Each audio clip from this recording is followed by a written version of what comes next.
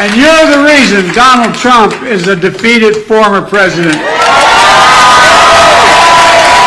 You're the reason Donald Trump is a loser.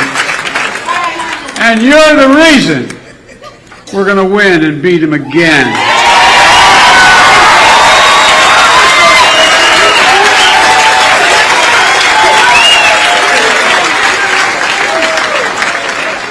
Now, maybe Donald Trump and his MAGA friends believe that they have to hold us down to lift everybody else up.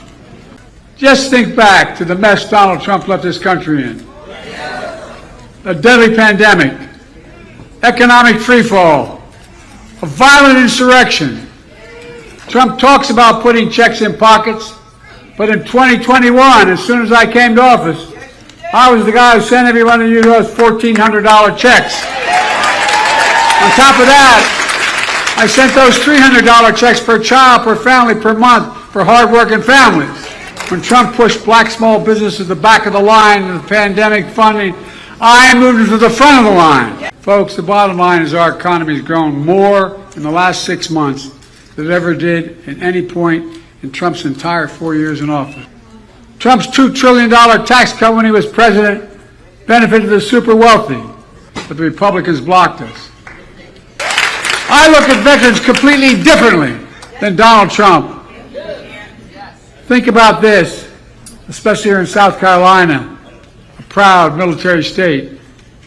Donald Trump, when he was commander-in-chief, refused to visit a cemetery, U.S. cemetery outside of Paris for fallen American soldiers. And he referred to those heroes, and I quote, as suckers and losers. He actually said that. He said that. How dare he say that? How dare he talk about my son and all of us rest like that? Look, I call them patriots and heroes. The only loser I see is Donald Trump. Donald Trump.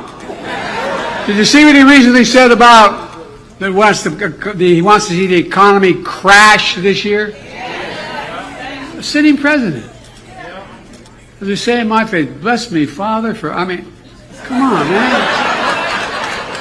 When there's a crash, when he said when there's a crash, I hope in the next 12 months, he went on to say, it's unbelievable. It's un-American. How can anyone, especially a former president, wish for an economic crash that would devastate millions of Americans? Well, let me tell you what he really means. Donald Trump knows this economy is good and strong and getting stronger. He knows that while it's good for America, it's bad for him politically. Trump also said, the one president he doesn't want to be is Herbert Hoover. Well, Donald, is too late. There are only two presidents in American history who left office with fewer jobs than they took office. Herbert Hoover and, yes, Donald Herbert Hoover Trump. And by the way, have you noticed he's a little confused these days?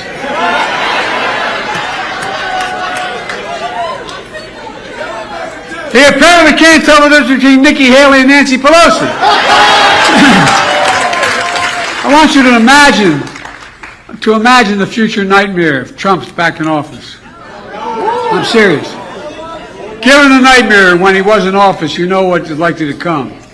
Trump and his MAGA friends are trying again to get rid of the Affordable Care Act and ripping away the protections you have under that, even if you have a pre-existing condition.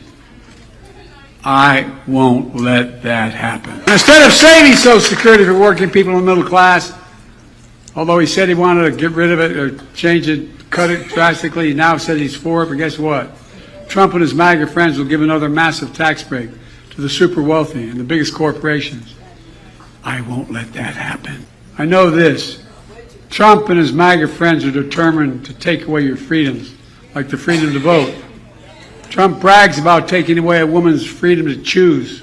And now they're hatching a plan for a national ban. A national ban.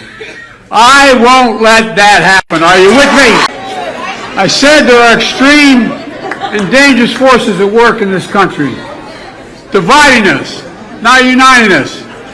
dragging us back to the past instead of leading us to a future, refusing to accept the results of legitimate elections, seeking, as Trump says, to terminate the Constitution, embracing political violence and white supremacy. I said in Charleston, there's a second lost cause emerging in America. The first lost cause perpetuated the lie that slavery wasn't the cause of the Civil War. And we've been paying the price for that lie for generations.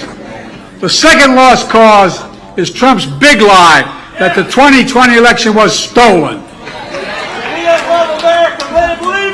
We cannot allow that lie to live either because it threatens our very democracy.